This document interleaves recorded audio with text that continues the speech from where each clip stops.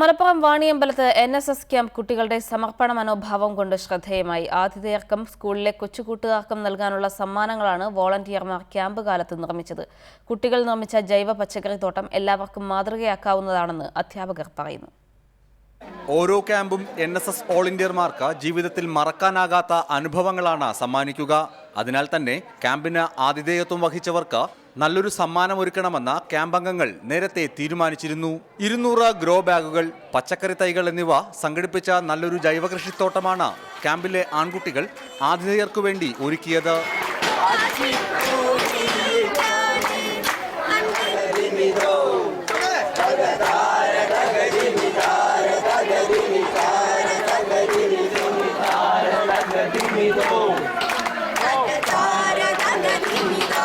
Christmas അവധി കഴിഞ്ഞ സ്കൂളിലെത്തുന്ന ചെറിയ കൂട്ടുകാർക്ക് സമ്മാനമായി നൽകാൻ 200ഓളം പേപ്പർ ക്യാരി ബാഗുകളാണ് പെൺകുട്ടികളുടെ നേതൃത്വത്തിൽ തയ്യാറാക്കിയത്.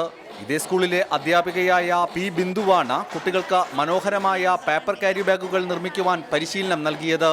വളരെ ചുരുങ്ങിയ ചെലവിൽ നിർമ്മിക്കാവുന്ന പേപ്പർ ക്യാരി ബാഗുകൾ നൽകുക വഴി പ്ലാസ്റ്റിക് ബാഗുകളുടെ ഉപയോഗം കുറയ്ക്കുക എന്ന സന്ദേശം പുതിയ കൂട്ടുകാർക്ക് നൽകാമെന്നും വോളണ്ടിയർ ലീഡർ പറയുന്നു. വെക്കേഷൻ കഴിഞ്ഞ് ഈ സ്കൂളിലേക്ക് വരുന്ന ചെറിയ LP ക്ലാസ്സുകളിൽ പഠിക്കുന്ന കുട്ടികൾക്ക് വേണ്ടിയിട്ട് ഞങ്ങളുടെ NSS യൂണിറ്റ് നൽകുന്ന ഒരു പുതുവത്സര സമ്മാനം എന്ന രീതിയിലാണ് ഇന്നിപ്പോൾ ഞങ്ങൾ ഇവിടെ വെച്ചിട്ട് ഈ പേപ്പർ ക്യാരി ബാഗുകൾ ഉണ്ടാക്കുന്നത്.